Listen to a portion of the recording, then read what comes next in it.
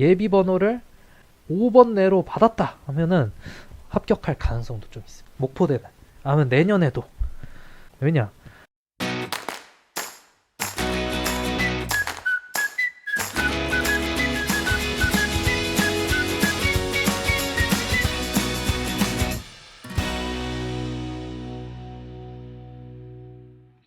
자, 이제 제주대 가볼게요. 제주대도 면접이 있단 말이에요. 근데 면접이 이제 40이잖아요. 40. 이 면접이 40점이다, 뭐 30점이다 이런 점수를 보지 말고 1단계 점수가 축소가 되고 있느냐 이런 거를 먼저 더 확인해 주란 말이죠. 그런 게 훨씬 더 중요하니까. 그래서 보면은 여기는 제주대는 이제 100점인데 1단계 점수가 1단계 점수가 2단계 오면 20점으로 80% 확 축소가 되니까 면접 비중이 상대적으로 많이 확 올라가는 거예요, 사실. 그런데 여기 필기고사가 있죠. 필기고사랑 면접 중에서 그럼 뭐가 더 중요할까요? 홍성차는 어떻게 판단하고 있냐, 올해는 어떻게 될 것이라 판단하냐면은 필기고사에서 승부가 날 것이다, 결국에 제주대는. 왜냐, 면접은 지금 보면은 제주대 같은 경우에는 의학과의 경우는 지성 면접과 인적성 면접을 10분 내로 실시한다 이렇게 돼 있잖아요. 기본적으로 면접 시간이 좀 짧다. 제주대 같은 경우는 인제대에 비해서. 근데 이제 요 의학과의 경우니까 요 나머지 문구는 약학과에 대한 이제 약학과 수의학과에 대한 얘기일 거 아니에요. 근데 보면은 지성에 대한 지성 면접에 대한 이야기가 없어요. 지성 면접에 대한 언급 자체가 없단 말이에요. 피트 때도 그랬지만 피트 때도 지성 면접이 없었어요, 제주대는. 그래서 약학대학은 일반 편입에서도 인성 면접만 볼 가능성이 매우 높다. 인성 면접만 볼 가능성이 매우 높은데 면접 비중이 높긴 하지만 아마 지원자들이 준비를 제대로 피트 때처럼 뭐 2달씩 이렇게 준비한 사람들이 지금 거의 없기 때문에 인성 면접에서 점수 차이가 그렇게 많이 나진 않을 것 같아요. 제가 봤을 때는 올해는. 그래서 어디에서 승부가 날 것 같다? 필기고사에서 승부가 날 것 같다. 필기고사는 어찌됐든 간에 중요하고 한 문제 차이로 아마 여기 1단계 점수 격차를 아마 거의 극복도 할 수 있고 막 그 정도 수준이 될 것 같아요. 지금 이 반영 비율을 보니까. 무슨 말인지 알겠죠? 그래서 제주대 특징은 약학대학은 인성 면접을 주로 물어볼 것이고 의과대학은 지성 면접도 같이 물어보니까 준비를 인성지성 같이 준비를 좀 해줘야겠다. 약학대학 면접 비중이 크지 않다. 사실 크지만 비중이 올라갔지만 제가 왜 이렇게 써놨냐면은 지원자 간의 면접이 비중이 높아도 별로 차이가 별로 안 날 것이다. 지원자들이 준비 상태가 올해는 많이 이렇게 열심히 준비를 할 수가 없는 환경이었기 때문에 점수가 별로 차이가 안 날 거기 때문에 비중이 안 크다. 내가 봤을 때는 그렇게 지금 판단을 하고 있습니다. 그래서 필기고사를 더 열심히 해서 필기고사를 잘 보는 사람이 아마 제주대는 합격할 가능성이 높을 것이다, 올해는. 뭐 내년에, 근데 뭐 내년에는 학생별로 뭐 인성 면접을 더 열심히 준비를 해가지고 뭐 학교를 간 사람도 있겠죠. 그렇게 되면은 면접으로 뒤지는 사람도 있을 수 있겠죠. 실제로 이제 제가 작년에 이제 컨설팅을 해서 합격했던 그 친구가 제주대랑 차의대 이렇게 두 개 대학교를 지원을 했었는데 그때 제주대가 1.7배수에서 2배수 사이로 왔다 갔다 했었는데 면접으로 좀 뒤집어 보려고 지원을 시켰죠, 제가. 근데 최초합을 했어요. 작년에 최초합을 했다고. 제주대가 면접 비중이 피트 때 그렇게 모집 전형상 그렇게 높진 않았지만 면접을 굉장히 잘 해가지고 제주대에서 최초합을 했었거든요. 그렇기 때문에 아마 올해도 면접을 굉장히 잘하면 필기고사 점수를 커버할 수도 있을 것 같아. 점수는 올해는 지원자 간에 그렇게 차이가 많이 없을 것 같고, 그러니까 결국에는 필기고사에서 좀 결국에는 결정이 될 것 같다. 그 다음에 3번은 의과대학은 지성 면접을 실시하기 때문에 지원자 간 점수 편차가 좀 발생할 수 있어서 이제 면접 비중이 있다, 이제 이렇게 얘기할 수 있겠죠.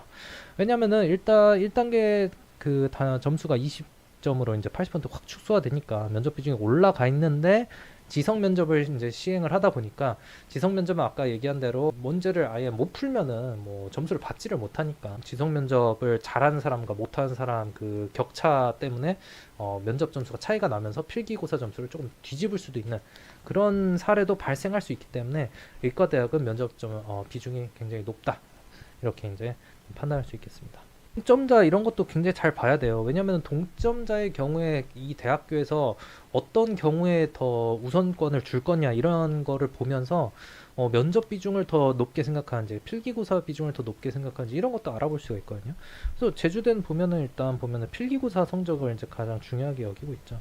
실기는 뭐 약대 의대는 없으니까 그 다음에 이제 면접고사 성적 이제 이런 식으로 순서가 돼 있기 때문에 어쨌든 필기고사 잘 보는 것이 굉장히 중요하다. 이해됐죠? 목포대 보면 특징이 뭐냐면은 목포대는 도대체 왜 이렇게 모집 요강을 만들어 놨는지 좀 이해가 안 가요, 사실. 무슨 자신감인지 모르겠어. 굉장히 빡셉니다. 뭐가 빡세냐? 모든 걸 다 평가하려고 해요, 진짜. 와, 이거 이렇게까지 해서 목포대 약대를 가려는 사람이 있을까 싶을 정도인데 한번 볼게요. 일단 필기 시험이 일반화학이랑 유기화학 이거 다 화학만 봐. 그리고 일반화학, 유기화학을 따로따로 해가지고 시험을 본단 말이에요. 그러니까 유기화학도 열심히 해야 돼요. 1단계는 이제 통과잖아요. 그럼 이게 1단계잖아요. 1단계? 1단계가 이제 40, 60 해가지고 100점인데 1단계를 40%로 줄여놨어. GPA랑 공인영어 성적을 가지고 1단계를 평가를 했는데 이제 전적대 GPA랑 공인영어 점수를 40%를 축소를 해서 이제 줄여놨죠. 그 다음에 이제 시험을 봅니다. 2단계에서 이거가 100점인데 이거를 이제 60%로 이제 줄여놓은 거죠. 이제 60% 줄여놨죠. 그래서 GPA랑 공인영어 점수 열심히 여러분들 준비해서 이제 지원한 거를 40점으로 줄여놨더니 시험 본 거를 또 60점으로 확 줄여놨어. 미쳐버리죠, 아주. 근데 그 다음에 이제 면접을 봅니다, 이제. 근데 재밌는 거는 인성 면접도 보는데 이 3단계까지 하는 학교도 없는데 이 목포대는 3단계에서 면접을 생물학을 봅니다. 생물학. 사실 이 약학 뭐 메디컬이 사실 화학 특히 약학과는 뭐 화학이 더 중요할 것 같지만 사실 생물학이 훨씬 중요하거든요. 생물학이 굉장히 중요한데 이거를 지성 면접으로 편성을 해놨습니다. 정말 재밌는 학교죠. 그래서 이제 면접은 21명이 이제 응시를 해요. 3배수를 통과를 하면은 이제 21명인데 면접 비중이 그래서 높죠.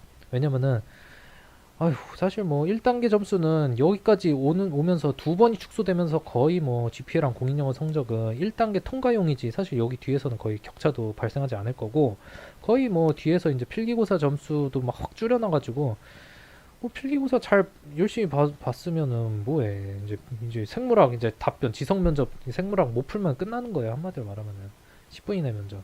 그러니까 이게 생물학 기초 지식이랑 이제 뭐 인성 면접 이런 걸 보는데 생물학 기초 지식이 60%로 더 높죠.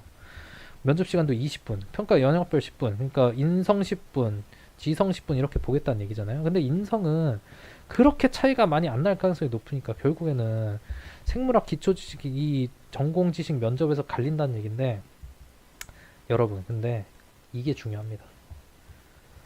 추가 합격이 좀 덜 거예요. 그래서 목포대는. 그래서 여러분들이 그러니까 이렇게 좀 어렵고 좀 치사한 전형으로 만들어 놓긴 했는데 그럼에도 불구하고 여러분들이 만약에 이 면접까지 봤다. 면접까지 보고 어느 정도 답변해서 예비 번호를 그래도 좀 뭐 한 5번 내로 받았다 하면은 합격할 가능성도 좀 있습니다. 올해 목포대는 아니면 내년에도 그럴 가능성이 높습니다. 왜냐? 이렇게까지 빡세게 준비를 해서 다 뚫고 합격한 7명이 이렇게 준비가 열심히 돼 있는 사람이 다른 학교를 합격을 못할까? 여러분? 전 그렇게 생각하거든요. 이거 일반화하게 유기화하게 생물학까지 구술 답변해서 합격할 정도면은 거의 거의 편입의 거의 신이죠. 공부가 굉장히 잘 된 케이스라고 이런 케이스들은. 그런 학생들이 목포대만 지원을 했겠어요? 다른 학교들도 다 지원했겠죠. 그리고 다른 학교들에서도 시험을 잘 봤겠죠. 그러면 다 합격하면 어디로 빠지겠어? 목포대는 안 가죠. 당연히. 위치가 안 좋잖아. 네임밸류도 그렇고. 그러면 예비 많이 돌겠지. 사실. 그래서 목포대는 예비가 좀 돌 거예요. 좀 돌 겁니다. 그래서 요런 것도 예측을 할 수가 있는 거야. 그래서 이런 것들을 보면은. 이런 걸 보고 그럼 내가 목포대를 쓸지 전남대를 쓸지 이런 것도 결정할 수 있는 거죠. 전남대랑 목포대랑 겹치잖아 지금 일정이. 이해됐죠?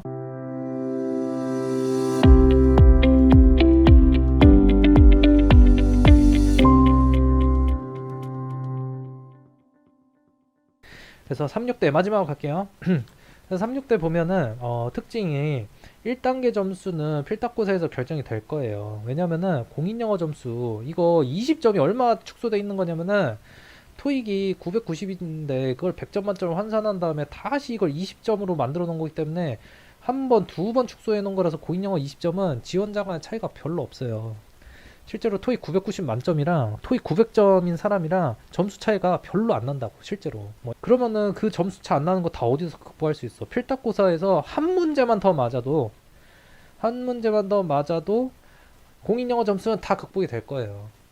그러니까 36대는 무조건 필탁고사 볼 수 있기 때문에 내가 필탁고사만 잘 본다 그러면은 무조건 공인영어 점수는 극복할 수 있고, 2단계로 넘어가면은 이게 80%로 조금 축소가 되긴 하지만 어찌됐든 간에 필탁고사 비율이 워낙 커 있는 상태이기 때문에 여기에서 필탁고사 그 격차가, 지원자 간 격차가 엄청나게 많이 줄어 있진 않겠죠.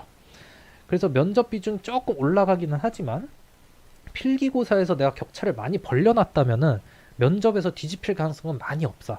그래서 2단계에서 1단계 점수는 필탁고사 점수로 봐도 무방하다. 공인영어 점수는 워낙 차이가 없기 때문에. 그래서 지성면제 및 출제 가능성이 높다. 인성면접이란 출제 가능성이 높다. 이 얘기는 뭐냐면은 지금 면접고사를 평가 영역으로 봤을 때 전공 적합성 발전 가능성 인성인데, 만약에 지성이 나온다면 전공 적합성 부분에서 나와야 되는데 지성 면접을 시행할 것 같은 그 비고란의 그 내용이 없죠. 그리고 실제로 36대는 피트 때도 지성 면접을 시행하지 않았어.